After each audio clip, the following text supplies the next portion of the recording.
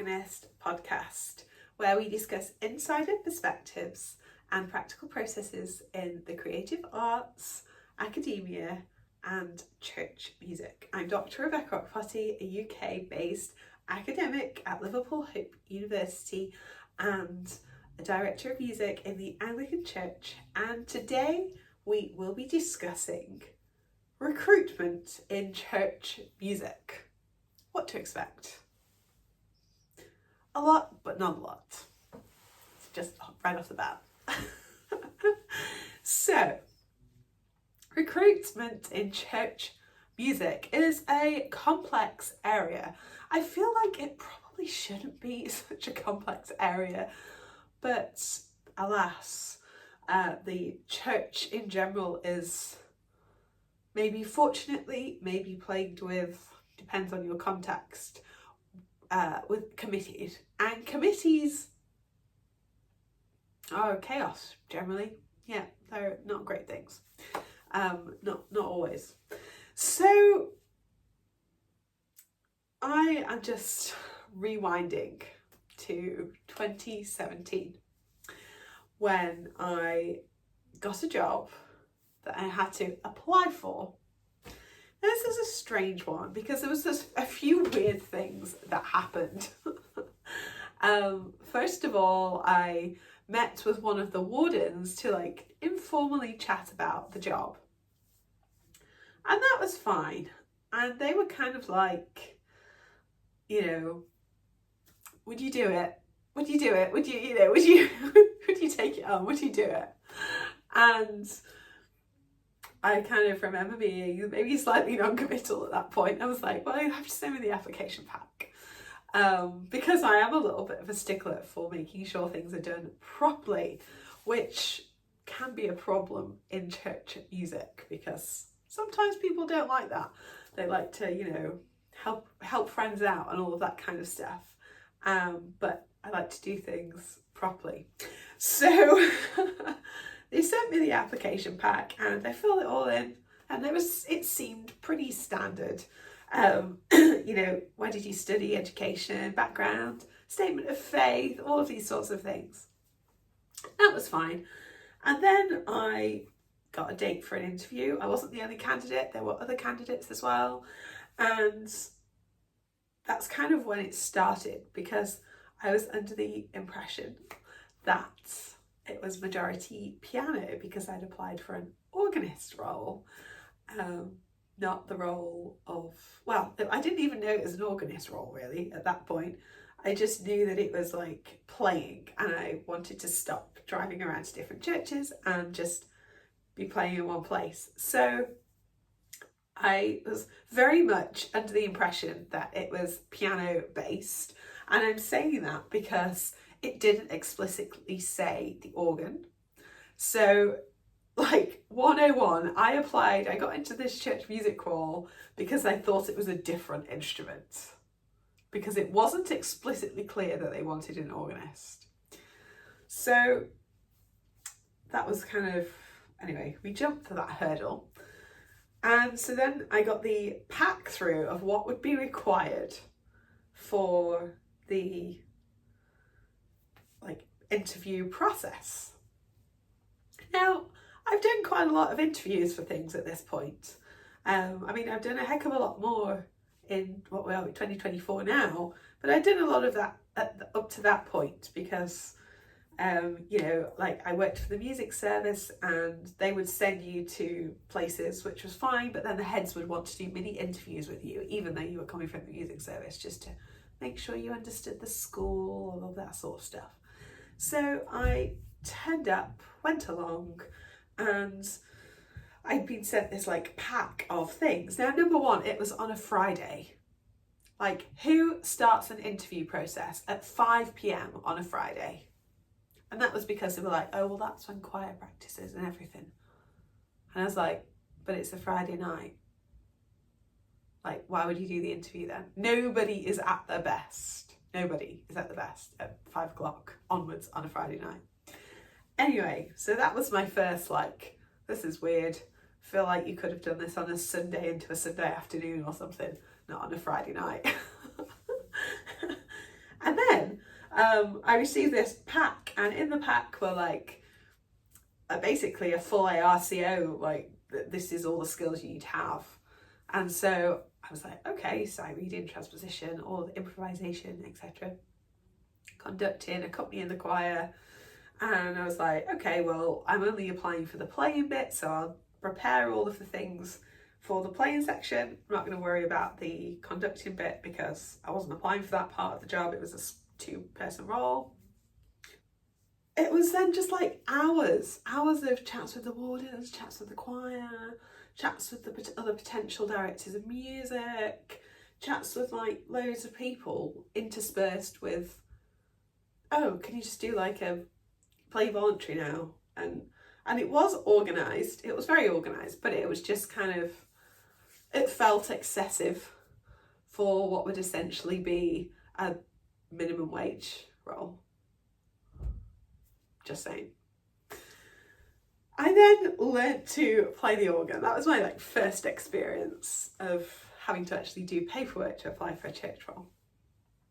My next like main experience was working at the cathedral in Leeds, and you know, they actually have like a HR, and so it was far more organised. Again, it was a whole day. Now, like, I work in academia, yeah, and business, and even in academia and business, like, only for like seriously senior positions would the interview process be like a whole day, like at most 3 hours, at most. Like, I mean, I just and this is where like committees and the ambiguity of like volunteers in that process can kind of muddy the water, because like in corporate or business or, you know, sort of different institutional settings, that sort of thing wouldn't happen, and it would be restricted, or you would be told there's going to be this many people on your panel,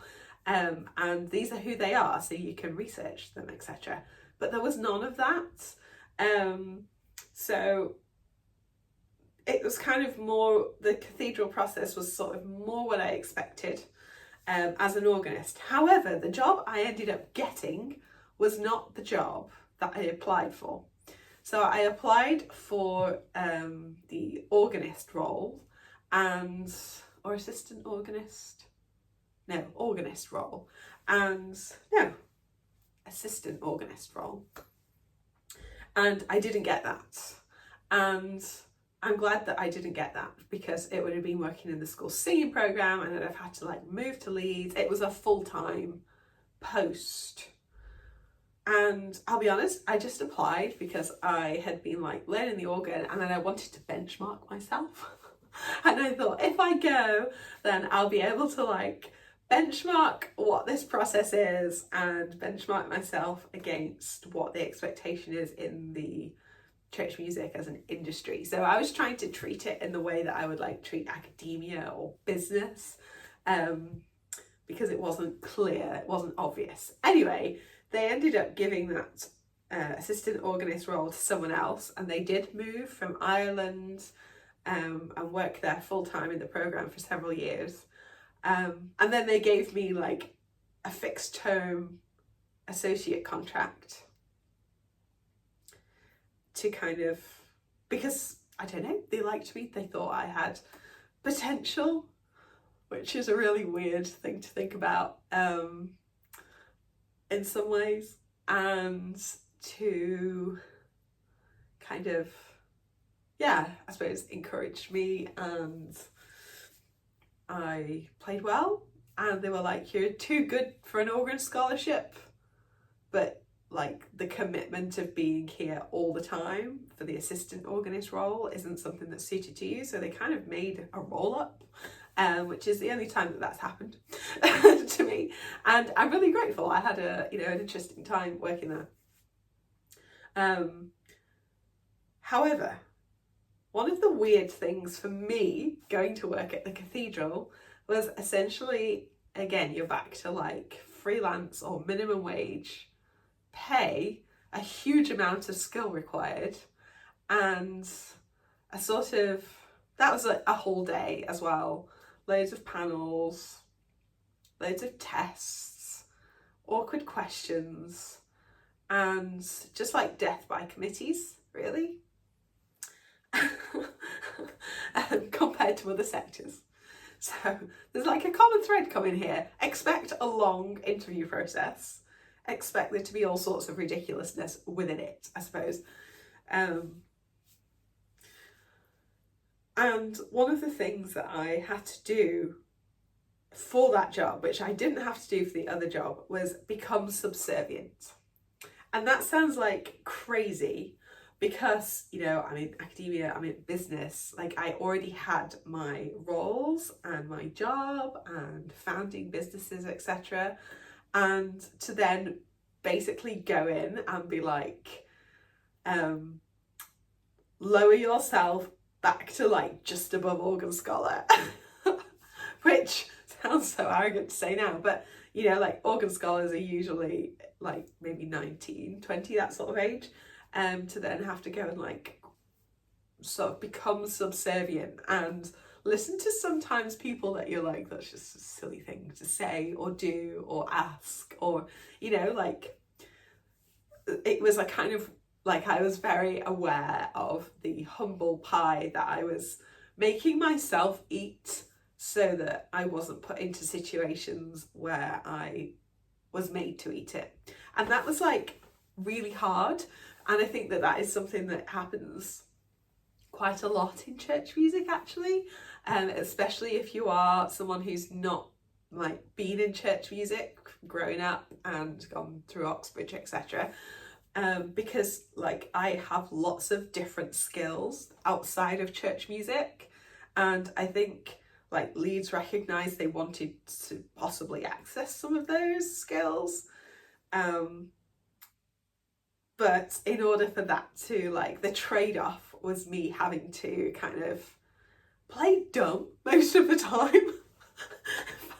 Like just kind of just tone it down, just like tone everything down. And so when people would say, you know, what about this? And I'd be like, oh, I don't know, why don't you show me? Now there's nothing wrong with doing that, because I know that like there's always things to learn. It was a different tradition, it wasn't Anglican, it was Catholic, etc. However, there were a few moments where I was like, don't roll your eyes, Rebecca, don't roll your eyes.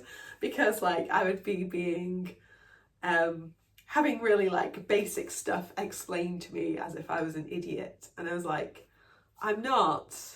Just because in this context, like you're, you know, whatever role doesn't mean that I don't know exactly what you're talking about. So that was like an interesting social situation to navigate, because I'm like, okay, yeah, in my organ playing, I've got things to learn, but in life and in business and making money and you know, like research and academia, etc., I'm really skilled. So it was kind of patronizing at times.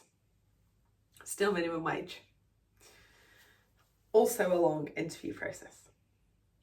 I then did some work like on and off for different projects, and I suppose my key takeaway from the projects is just be careful, because sometimes like there are roles that you will see or projects that you'll see and you think like, this is a great opportunity, blah blah blah blah blah, but it doesn't have to be your opportunity. And like one of these projects in particular, I was involved in 4 different projects like over the same period of time, and one of these 4 projects basically saw me being asked, or like, please apply, you'll be fantastic at it, please apply, blah blah blah blah blah. And it's flattering, of course, but I think knowing what I know now, a little bit further on in my church music career, I would only apply for roles that I am actually like interested in. So like I applied for Leeds just because I saw the ad and I was like, oh, I could do that, I fancy that. Whereas some of these projects, like some of these 4 projects, I'd say there's only one that I kind of saw and put myself forward for. The others I was kind of encouraged to. And I don't like that way of working. It kind of goes against my business ethics, really. So I appreciate some of the opportunities, but sometimes your heart's just not in it, and life's too short, you know? So I think just kind of watch out for that sort of thing, because that happens a lot in church music. And usually it's because projects have been sort of funded or thought through from, I don't know, different funds. Like there's all sorts of funds. There's all sorts of funds in the Church of England, sometimes even privately funded, etc., or trusts and different things. And the temptation can be they're then keen to get people into the projects, and that's like obvious. But if you're in business or academia, you know, roles would go out for people to apply. They would be attractive roles with attractive pay points. Again, all of these projects, all minimum wage, just saying. And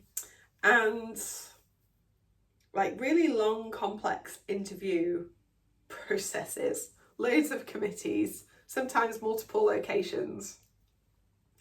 And like, it's just kind of,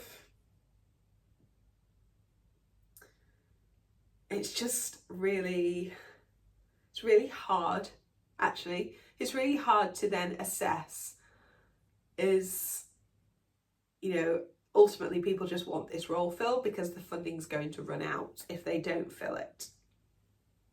So yeah, just watch out for things like that. Go for things that you really want to go for, and things that you don't, or like people are trying to twist your arm about. Personally, I have in academia and business always been very decisive about, this is my opportunity, this is not. Whereas in church music, I have not been as disciplined and decisive, and I think that I wish I had been maybe at some point. So expect it, because it's the church. Just expect it. Oh, I hate to say it. Lancaster Priory, where I am now. I like working at Lancaster Priory. This was a role that I saw the job advertisement come out, and I looked at it, and then I put it down, and then I looked at it again, and then I put it down. And then I looked at it and talked to my mentor and family and various critical friends, and then applied. Had like a little informal chat just for a bit more information, made up some questions, but then I applied. Because I thought, yeah, I can do that. Sounds like me. I'll be honest, I didn't think I'd get it, because of the way church music is, etc. But I thought, well, they're going to say yes or no to somebody, may as well be me. I'm a great candidate. And I think with that process, again, there was lots of committees, many hours. It was like a 14-hour day. You know, by the time you've had lunch in between and a snack and all of that sort of stuff, it goes on and on and on. But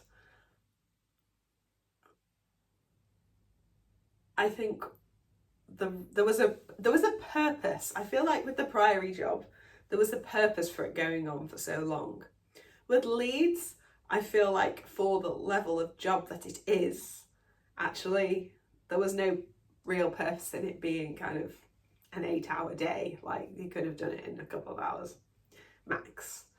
I feel like definitely with the first church job I had, that could have been, done in like an hour and a half, like quite quick and effective.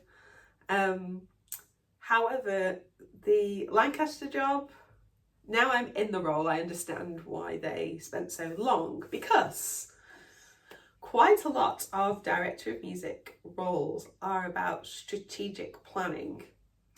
And so you, yes, have the music, but they were very much looking for somebody, I think, that is like in with the vision or understands the vision of where the church wants to be in 30 years, not just like solve the immediate, we need someone to conduct the choir. And I think that's one of the things that's often not talked about in church music, that actually most of us aren't in it because it pays a huge salary. Like the maximum that directors of music are earning nationally is at the most generous about £50,000 to £60,000. And even in those cases, it's so little because housing will be included, because people will, get discounts off the housing, or they'll get a council tax paid, or they'll live on site because it's such funny hours, etc. So if you're kind of not interested in having much of a life in the real world or outside of like the church bubble and church music bubble, then you can kind of have quite a nice life and career, I suppose, and move around the country and apply for jobs and live in different cities, counties, etc. And that works really well for people. Where it doesn't work well is if you want, or have a broader kind of expectation of what you're going to do in a career or what life's going to look like. So part of the reason that greater churches and cathedrals roles, part of the reason their processes are so long is because it's possibly also going to be like your neighbour. Now imagine if you got to interview your neighbour. I mean, I have fantastic neighbours, but where I lived before, the neighbours weren't that nice. So thinking about, it's kind of the opportunity to is this somebody that's going to amalgamate well into the community that's here? That's kind of what they're trying to assess at the same time, which is an unexpected part of the process. So the last area that I want to talk about is the job ad versus the interview process versus the actual job. Because there are quite a lot of people, I view all church music jobs as they are trying to convince you not to apply. That's the kind of lens that I have of them.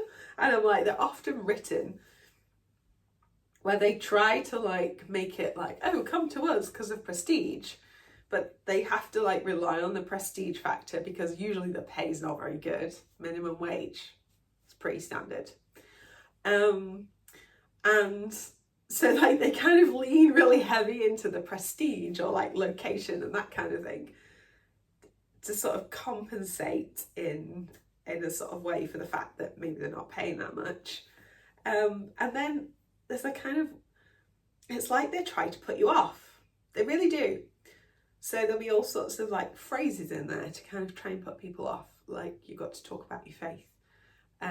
Or just, they'll just try and put you off applying for the job. And then you go to the interview process. And whereas most places actively want to see you, I'm talking about places outside of church music, so in business, academia, etc. They are usually open to people that they've not met before. And when I say that, I mean the expectation isn't that you will have built a reputation in church music, so they will already have heard of you or be able to check you out beforehand in the same way, because you could be coming from anywhere. So that's something that's also a little bit strange. And then it's funny because when I was applying for the Lancaster job, for example, I had a pal who is a director of music, and I said to them, what do you think? And their response was immediately, oh yeah, I've seen it, they don't know what they want. And I was like, huh, interesting. Because I read it and I was like, I know exactly what they want. And I think looking back, like what they meant by that was they're after someone that's in church music, but not in the traditional sense, like maybe someone that's come from somewhere like a little bit different, and someone that's forward facing as opposed to like, I don't want to say traditional facing, but sort of someone that's maybe not come through the Oxbridge like normal way of doing things. So like the interview process was actually very, like the application read as very evangelical, I thought, but then the actual interview process was completely traditional. And then the job is actually a hybrid of those two things. But there's a lot of like strategy in there as well. So sometimes, because I'll be honest, when the Lancaster pack came through of like everything you've got to do in the schedule and the music and all of this, I was like, oh my goodness, I just can't be bothered. I can't be bothered. Like it was so much stuff. And I was like, literally, I'm taking a day off work to do this, and it will take me like a week to prep fully for everything, because there's all sorts of tasks, you know, arrange this, what would your music list be for this time of the year, like all of that kind of stuff. And so like I just had to limit how much time I was willing to prepare, because I think otherwise you can end up spending hours and hours and hours, and then it's like you've wasted all that time if you don't get it. So doing enough preparation that you are ready, but not too much that it's like you'd be absolutely devastated if you didn't get it. And then just kind of, I feel like knowing what I know about the context of the job that I'm actually in now, it does line up to the job ad far more than the interview process did. And so I'd say like push through if you can be bothered, because actually like the people that are deciding are people, and they're usually groups of volunteers. And really at the level of director of music or assistant director of music, you know, there's an assumed skill level, and it's actually about likability. It's actually about, you know, let's say the priest, can the priest confidently stand there every week and watch you conduct? Or are they going to be like, oh, you know what I mean? Like, is this person going to be hard work to deal with? And it's that kind of likability factor that is very much like comes into play far more. And that is why it's such a long process.